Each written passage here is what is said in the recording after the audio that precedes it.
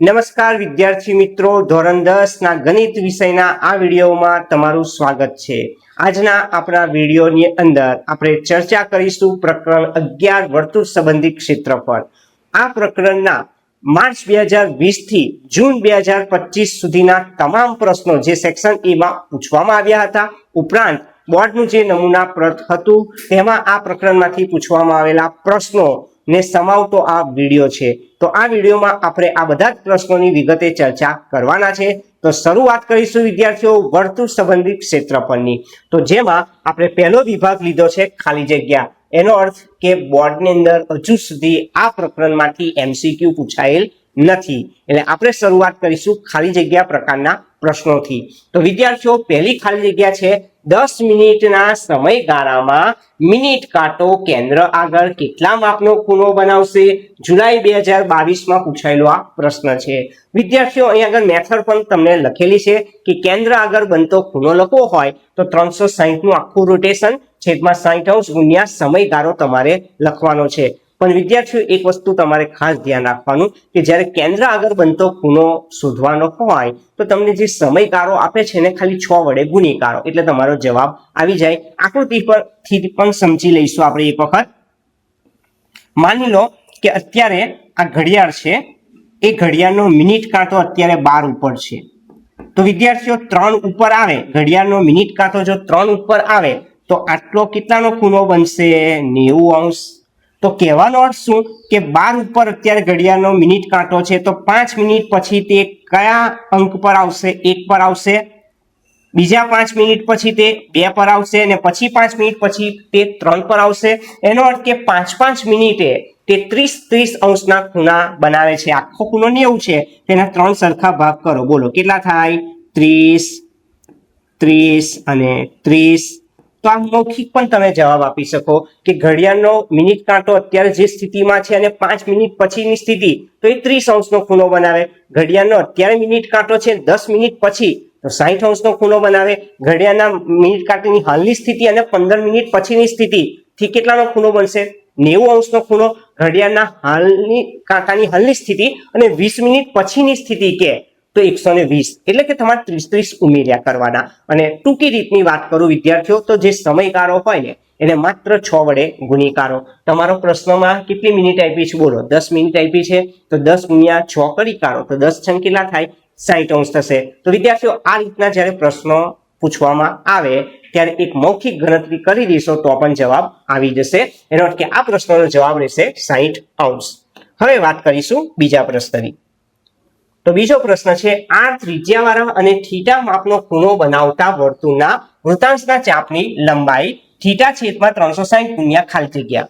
તો પહેલા તો યાદ રાખજો વિદ્યાર્થીઓ, ખૂબ જ અગત્યનો આ મુદ્દો છે કે વૃત્તાંશના ચાપની લંબાઈ કેટલી? તો સૂત્ર ખાસ તૈયાર કરી લેજો કે વૃત્તાંશના ચાપની લંબાઈનું સૂત્ર થીટા છેદમાં 180 ગુણ્યા પાઈ r। આ સૂત્ર તમારે પાક્કું કરી દેવાનું। તમે કહેશો કે રકમમાં તો થીટા છેદમાં 360 છે ને અહીંયા આગળ લખ્યા થીટા છેદમાં 180, તો આપણે એવું કરીએ ઉપર નીચે 2 વડે ગુણી કાઢીશું। એટલે આ થીટા અને 2 વડે ગુણવાના, અને 2 વડે ગુણો તો અને 2 વડે ગુણો 360 થઈ ગયા। તો એનો અર્થ કે આને પણ 2 વડે ગુણાશે, એટલે થીટાના તો આપણે થીટા લખ્યા જ છે, ખાલી આને મેં 2 વડે ગુણી કાઢ્યા તો 2πr આવી જશે। તો તમારો ઓપ્શનમાં 2πr આપેલા જ છે। આનું સાદુરૂપ આપશો તો 180 દૂર 360 એટલે આ જવાબ આવશે। કહેવાનો અર્થ વૃત્તાંશના ચાપની લંબાઈનું સૂત્ર પાક્કું કરી દો, થીટા છેદમાં 180 ગુણ્યા પાઈ r, અને પછી 2 વડે ગુણી કાઢવાના એટલે તમારો જવાબ 2πr અહીંયા આગળ મળી જાય છે। તો આ જુલાઈ 2023 નો પ્રશ્ન ખૂબ જ સહેલો છે, તૈયાર કરશો। વાત કરીએ ત્રીજા પ્રશ્નમાં। ત્રીજા પ્રશ્નમાં r ત્રિજ્યાવાળા વર્તુળના કેન્દ્ર આગળ થીટા માપનો ખૂણો રચતા વૃત્તાંશનું ક્ષેત્રફળ કેટલું? માર્ચ 2022 માં પૂછેલી આ ખાલી જગ્યા છે।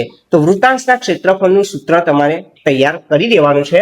વૃત્તાંશનું ક્ષેત્રફળ શોધવા સૂત્ર થીટા છેદમાં 360 પાઈ r સ્ક્વેર। એનો અર્થ કે તમારો આ ઓપ્શન સાચો છે, પાઈ r સ્ક્વેર થીટા છેદમાં 360। ચોથો પ્રશ્ન ફરી એક વખત ઘડિયાળના મિનિટ કાંટાનો છે। અહીં આગળ 5 મિનિટની વાત કરેલી છે, તો 5 ગુણ્યા 6 કરી દઈએ, 6 અને સમયગાળો કેટલો? 5 મિનિટ। તો 6 પંચા કેટલા થઈ જશે? 30° થઈ જશે। આ જવાબ આવી જશે। એટલે આ પ્રશ્ન માર્ચ 2024 માં પૂછવામાં આવેલ છે। પાંચમો પ્રશ્ન જૂન 2024 માં પૂછવામાં આવેલો પ્રશ્ન છે। તો રકમની વાત કરું, આ ત્રિજ્યાવાળા અને કેન્દ્ર આગળ થીટા માપનો ખૂણો બનાવતા વૃત્તાંશના ચાપની લંબાઈ. તો વૃત્તાંશના ચાપની લંબાઈ હમણાં જ આપણે આ ખાલી જગ્યાની ચર્ચા કરી છે વિદ્યાર્થીઓ. થીટા છેદમાં 180 ગુણ્યા પાય આર, 2 વડે ગુણી કાઢીએ અંશ છેદને, તો અહીં 2 વડે ગુણું તો અને 2 વડે ગુણું કેટલા થાય? 360. એનો અર્થ કે તમારો આ જવાબ છે. આ જૂન 2024 નો પ્રશ્ન છે. છઠ્ઠો પ્રશ્ન, આ ત્રિજ્યાવાળા વૃત્તાંશના ખૂણો તમને આપેલો છે 1 અંશ ને ક્ષેત્રફળ શોધવાનું. ખૂબ જ સહેલો પ્રશ્ન છે, થોડુંક ધ્યાન રાખવાનું છે. જૂન 2025 માં પૂછાયેલો પ્રશ્ન છે. તમને ખૂણો કેટલા અંશ આપ્યો છે? 1 અંશ. આપણું સૂત્ર શું? વૃત્તાંશના ક્ષેત્રફળનું સૂત્ર શું? થીટા છેદમાં 360 પાય આર સ્ક્વેર. ખૂણો કેટલા અંશ આપ્યો છે? 1 અંશ આપ્યો છે, એટલે થીટાની જગ્યાએ શું લખશો? 1 છેદમાં 360 પાય આર સ્ક્વેર. તો જવાબ શું થશે? પાય આર સ્ક્વેર છેદમાં 360, જે તમને બીજા ઓપ્શનમાં આપેલ છે. હવે વાત કરીએ વિદ્યાર્થીઓ વિભાગ બી, માગ્યા મુજબ જવાબ આપો. પહેલો પ્રશ્ન, જુલાઈ 2023. આર ત્રિજ્યા, કેપિટલ આર ત્રિજ્યા આપેલી છે, તો ધ્યાન આપજો. આ ત્રિજ્યાવાળા વર્તુળનો વૃત્તાંશનો ખૂણો p અંશ છે. તો વૃત્તાંશનું ક્ષેત્રફળ, તો વૃત્તાંશના ક્ષેત્રફળનું સૂત્ર શું? થીટા છેદમાં 360 પાય આર સ્ક્વેર. થીટા કેટલાનો ખૂણો આપ્યો છે? p અંશ, એટલે અહીં p લખી શકશો, છેદમાં 360 પાય સ્મોલ ત્રિજ્યા આર, કેપિટલ આર આપેલો છે, તો આની જગ્યાએ કેપિટલ આર લખી દેશો, એટલે p પાઈ આર સ્ક્વેર છેદમાં 360 એ આ પ્રશ્નનો જવાબ થશે. વાત કરીશું બીજા પ્રશ્નની. બીજા પ્રશ્નમાં ત્રિજ્યામાં 10% નો વધારો થાય તો ગોળાના પૃષ્ઠફળમાં કેટલો વધારો થાય? માર્ચ 2024 નો પ્રશ્ન છે. તો વિદ્યાર્થીઓ અહીંયા આગળ કહેવામાં આવ્યું છે કે ત્રિજ્યામાં 10% નો વધારો થઈ ગયો, તો નવી ત્રિજ્યા કેટલી? નવી ત્રિજ્યાને કેપિટલ આર વડે દર્શાવીશું, તો આર વત્તા આર ના 10% નો વધારો. 10% એટલે 10/100.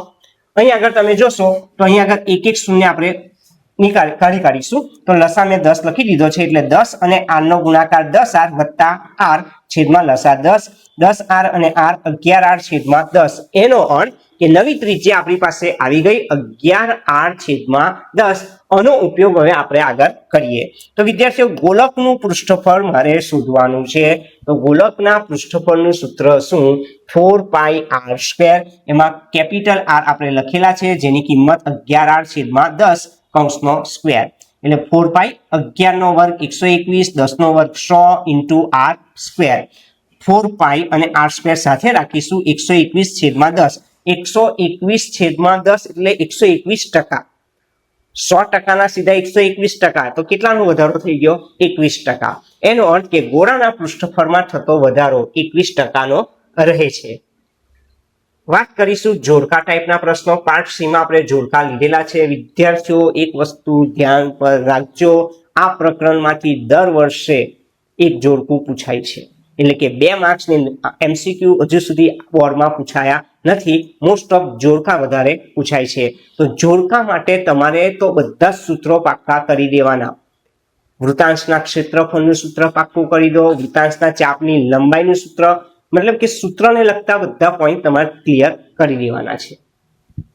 પહેલું જોડકુની વાત કરું વિદ્યાર્થીઓ, તો આ જોડકું તમે જોઈ શકો છો કે અહીંયા આગળ 3 વર્ષોમાં પૂછાયેલું છે, એટલે કે માર્ચ 2024 માં પૂછાયું છે, માર્ચ 2025 માં પૂછાયું છે, અને જૂન 2024 માં પણ પૂછાયેલું આ જોડકું છે કે થીટા ખૂણાવાળા વૃત્તાંશના ચાપની લંબાઈ. ખૂબ જ સહેલા પ્રશ્નો હોય વિદ્યાર્થીઓ. વૃત્તાંશના ચાપની લંબાઈનું સૂત્ર શું? પાઈ આર થીટા છેદમાં 180. એનો અર્થ કે પહેલા સાથે તો સી છે એ ખબર પડી ગઈ આપણને. બીજો પ્રશ્ન છે વર્તુળનો પરિઘ, તો વર્તુળના પરિઘનું સૂત્ર શું? 2 પાઈ આર, એટલે આ જવાબ આવશે. એનો અર્થ કે 2 પાઈ આર. વિદ્યાર્થીઓ એક બીજી વસ્તુ યાદ રાખજો કે વર્તુળનો પરિઘ 2 પાઈ આર તો ખરો જ, ખાસ ધ્યાન આપો, વર્તુળનો પરિઘ 2 પાઈ આર, પણ માની લો બોર્ડમાં આ ઓપ્શન જ નથી, તો બીજો કયો ઓપ્શન હોઈ શકે? તો પાઈને હું સામાન્ય કરી લઉં તો 2r લખાય, તો ત્રિજ્યાના બમણા કેટલા કહેવાય? વ્યાસ, એટલે ઓપ્શનમાં કાં તો તમારે પાઈ ડી શોધવા જોઈએ. વર્તુળનો પરિઘ પાઈ ડી અથવા 2 પાઈ આર રહે છે.